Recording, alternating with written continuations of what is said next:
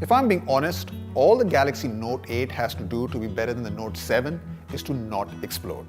But I think Samsung has slightly bigger goals here. They wanted to make a terrific smartphone that offers a great Android experience. And if you ask me, they've done just that.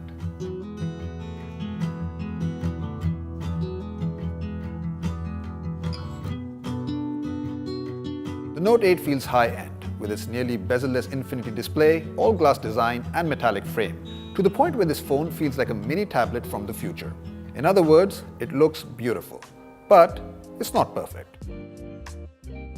The fingerprint sensor's placement on the back is perhaps the biggest design flaw of the Note 8. It's been placed too near to the camera, making it very awkward to use and not always easy to find. It really is that one main blemish on an otherwise great smartphone. Also keep in mind that the Note 8 is a fingerprint magnet, so it's best to bring a cloth to keep it clean, or better yet, buy a cover. At 6.3 inches, this is the largest display that Samsung has put into a Note. So if you don't like big phones, this one isn't for you. But if you are a fan of phablets, then you're going to fall in love with the Note 8's AMOLED display. It's an absolute stunner. With a resolution of 2960 by 1440 pixels, it's an incredibly bright phone with vivid colors, deep blacks, and great contrast. Everything just feels more immersive on its larger-than-life display, whether it's browsing the internet, opening apps, or watching videos. That's whatever you want. You want to be taller or shorter? You want $10 million? You're not stealing it, why?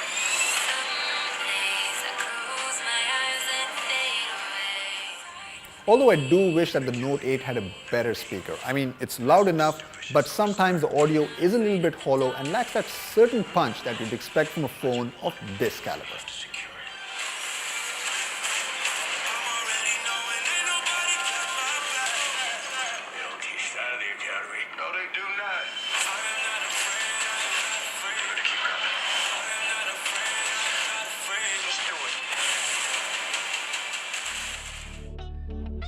Software-wise, the Note 8 is still using Android Nougat as opposed to the most recent Oreo update.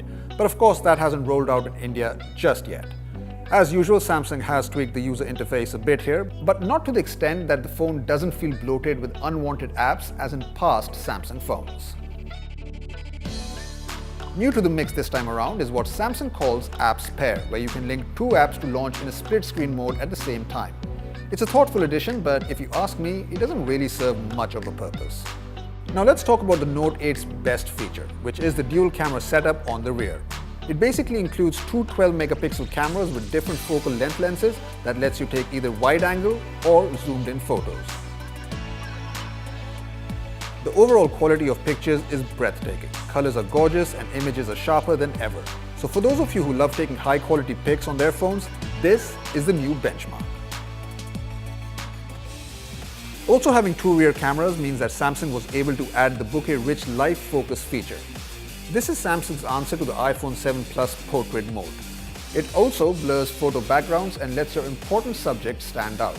For the most part, it works really well and produces some outstanding depth of field. Apart from all of this, both the Note 8 rear cameras now feature optical image stabilization and offer superb low-light performance. Another big USP of the Note 8 is the S Pen, and its functionality has been expanded in some fun directions.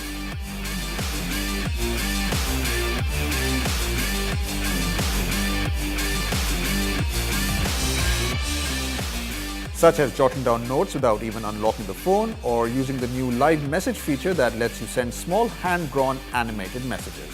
It's not exactly productive, but definitely entertaining.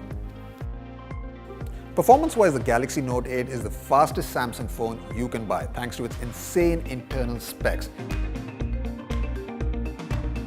I didn't experience any hiccups during multitasking or playing heavy graphic games, and if you've used a Galaxy S8 or S8 Plus this year, then you know exactly the level of performance to expect. Now let's address the elephant in the room. Is it going to blow up like last year's Note 7? Well, I really don't know, but what I do know is that Samsung has put the Note 8's battery through some stringent tests, and no incidents have been reported. Yet. In fact, the company this year has used a smaller battery than either the Note 7 or the S8 Plus. Clearly, Samsung isn't leaving anything to chance, and in my testing, I found the phone easily lasts a whole day on a charge. Overall, the Galaxy Note 8 is Samsung's most feature-packed phone to date. But do you want to actually pay a hefty price tag of 67,900 rupees for it? Well, that depends. If you don't want the big phone and stylish experience, then you're better off buying the Samsung Galaxy S8, which also happens to be an outstanding phone. But if you want the best of the best, then splurge away, because the Note 8 is probably one of the best phones I've used this year. Hands